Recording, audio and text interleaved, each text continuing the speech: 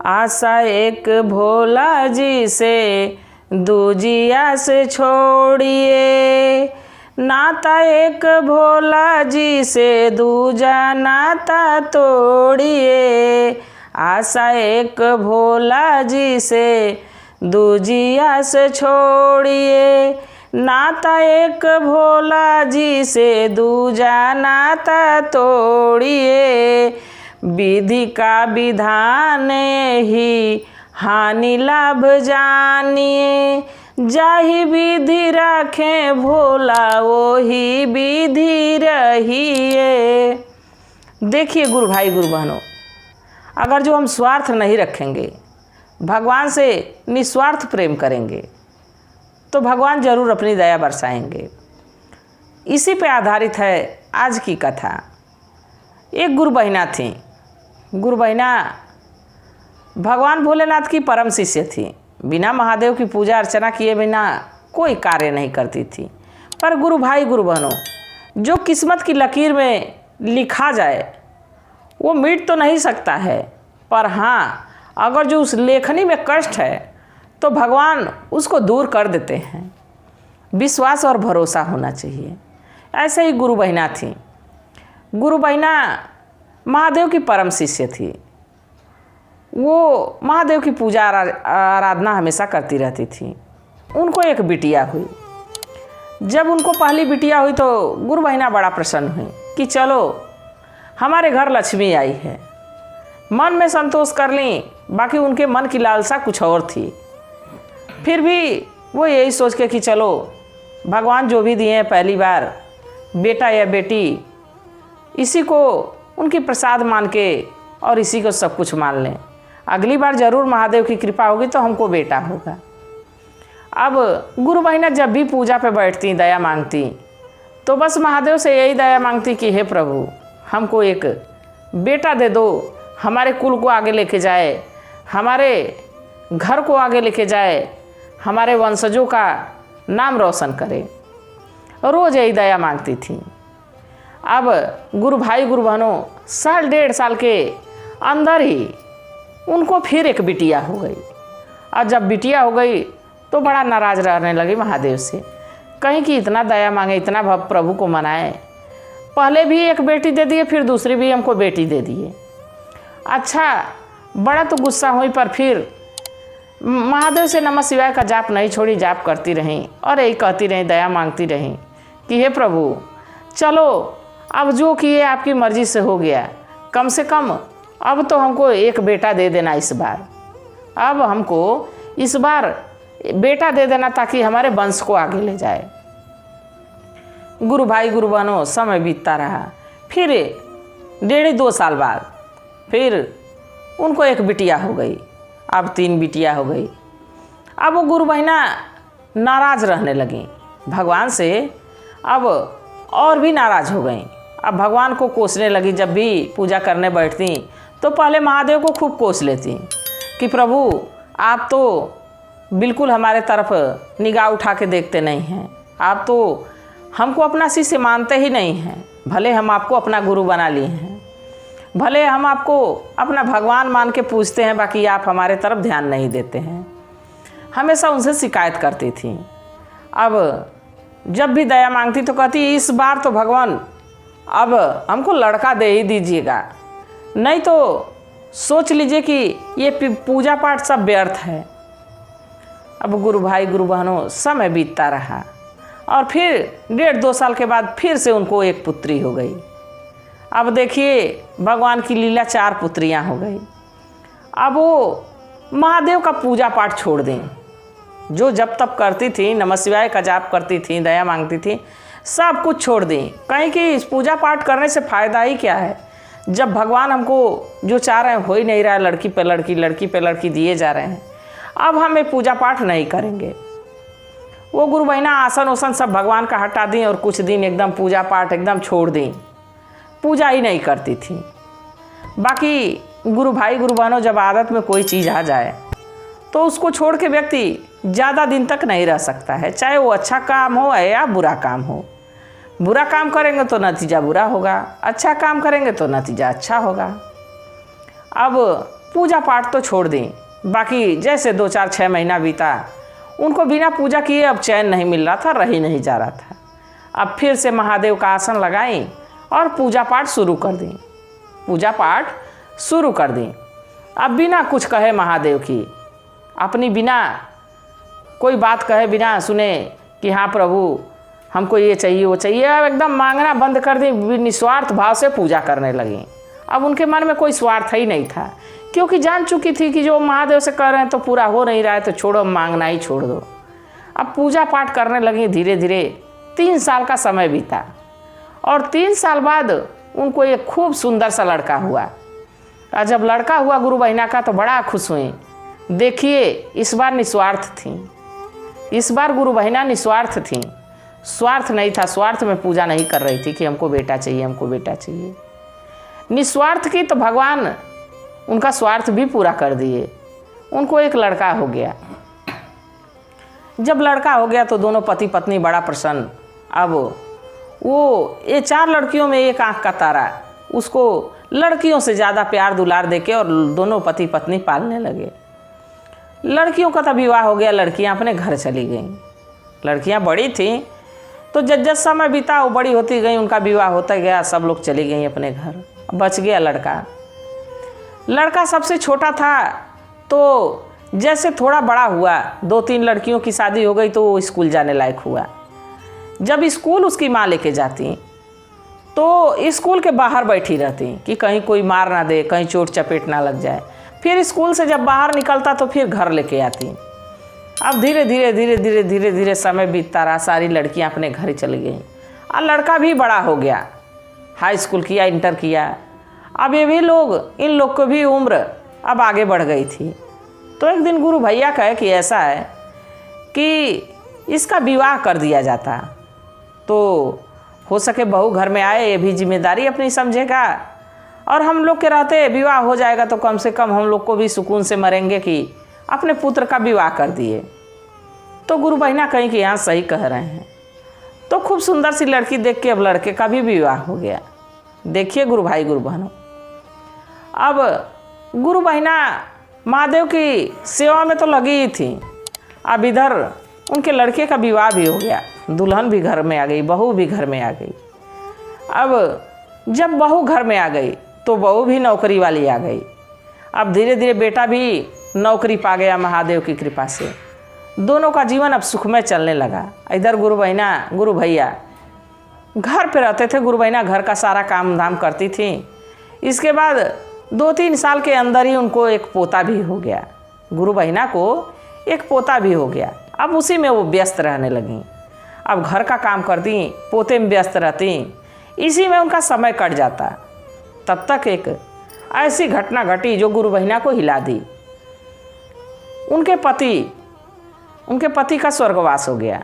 गुरु बहिना बिल्कुल अकेली हो गई, टूट गई, और फिर भी महादेव के चरणों में लगी रहीं।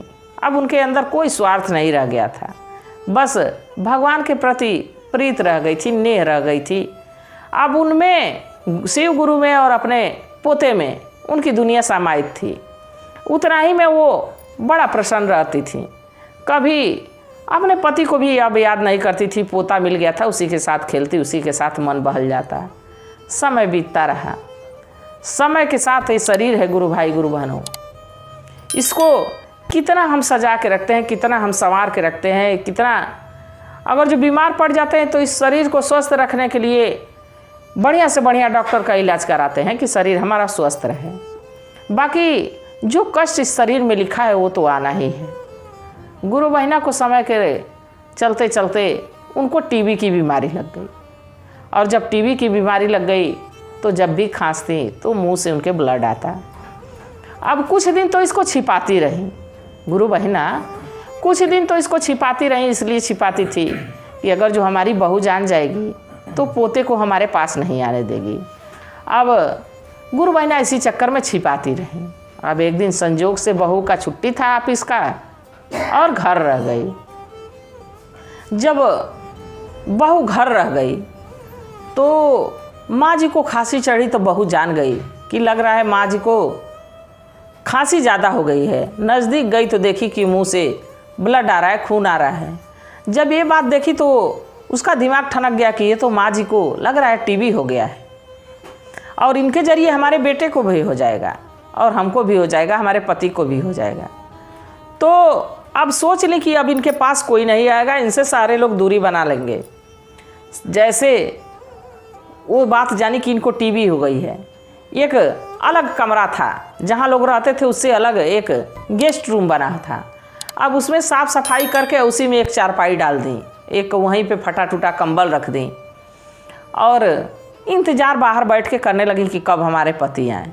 जैसे ही उनका लड़का आया गुरु बहिना का, उनकी बहू तुरंत पहले गई और तुरंत कही कि आप तुरंत बाज़ार जाइए, कुछ सामान लाना है।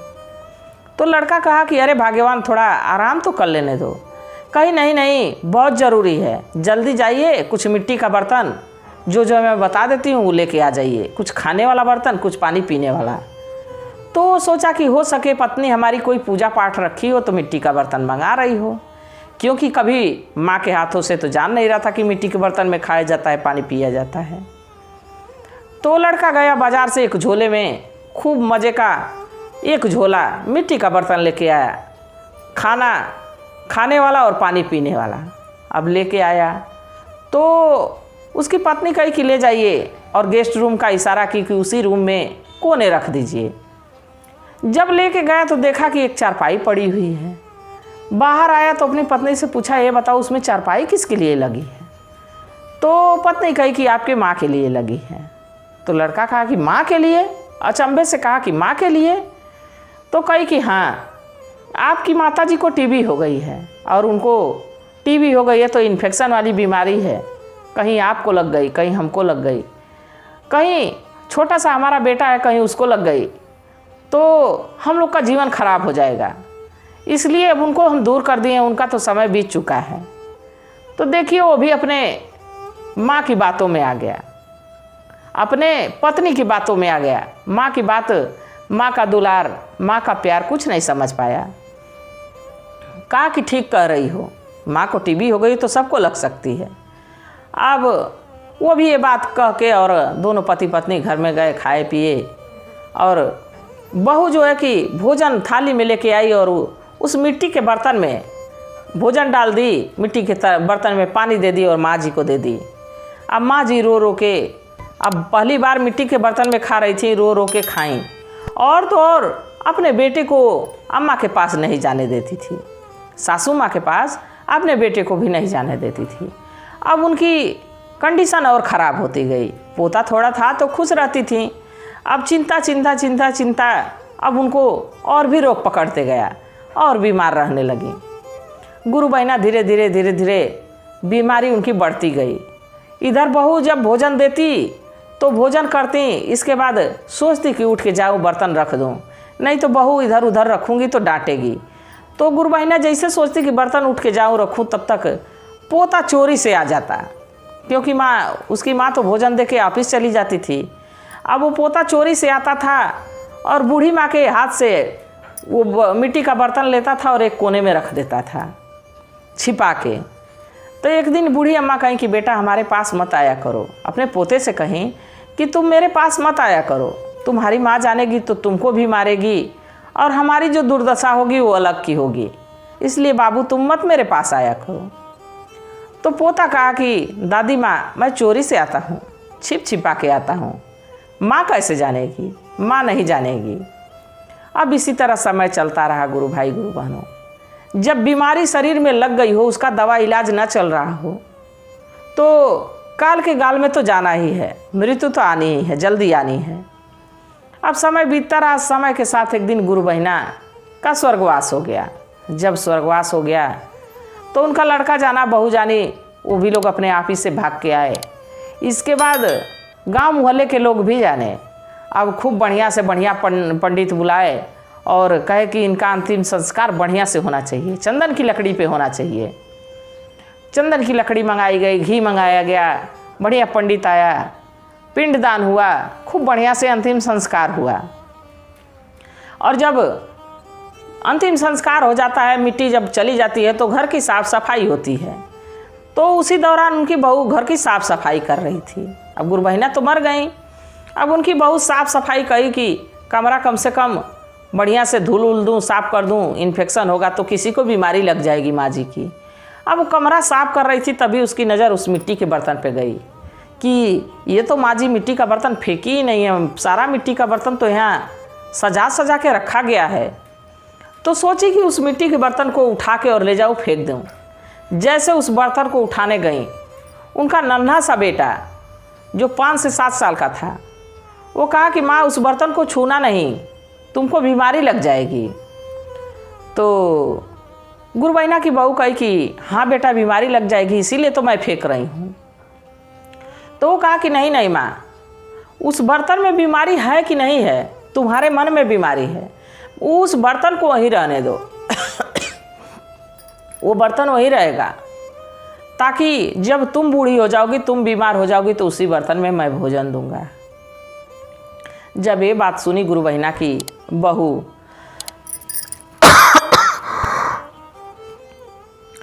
जब ये बात गुरु बहिना की बहू सुनी तो उसकी आंखों से आंसू आने लगा कि हमारा बेटा कैसे हमको ऐसे कह रहा है। तब तक उसके पति भी आ गए, यानी गुरु बहिना के लड़के आ गए, उनका पुत्र आ गया। तो बहू को रोते हुए देखा तो जाना कि हमारी माँ मर गई है, इसीलिए रो रही है। तो पूछा कि कहा कि चुप हो जाओ भाग्यवान, अब तो जो होना सो हो गया।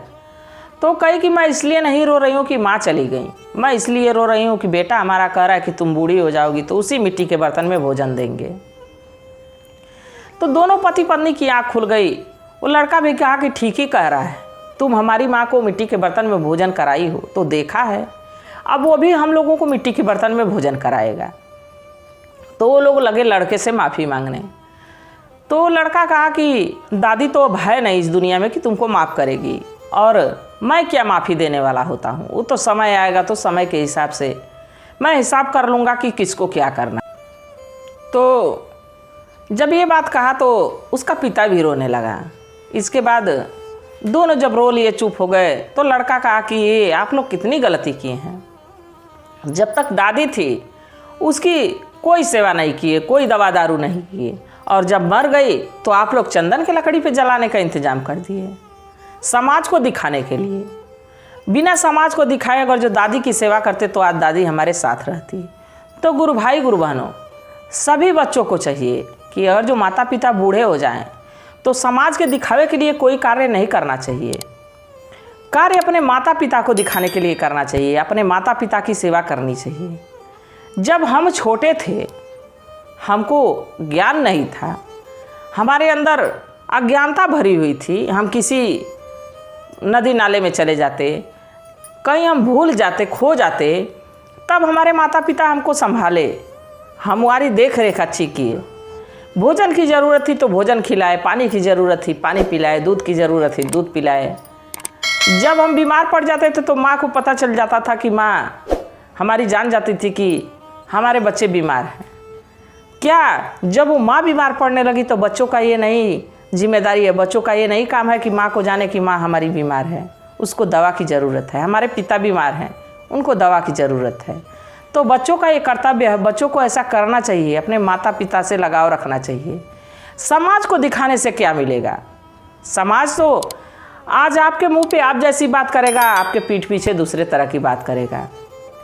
तो इसलिए गुरु भाई गुरु बहनों, इस कथा को सुनने के बाद ज़रूर आप लोगों को ये सीख मिलेगी कि हे प्रभु, ये अगर जो जिसके मन में भी अपने माता पिता के प्रति इज्जत हो, उसके और उसके पूरे परिवार पे अपनी दया दृष्टि बनाए रखिएगा, सदा उनको खुश रखिएगा। इसी कामना के साथ हर हर महादेव।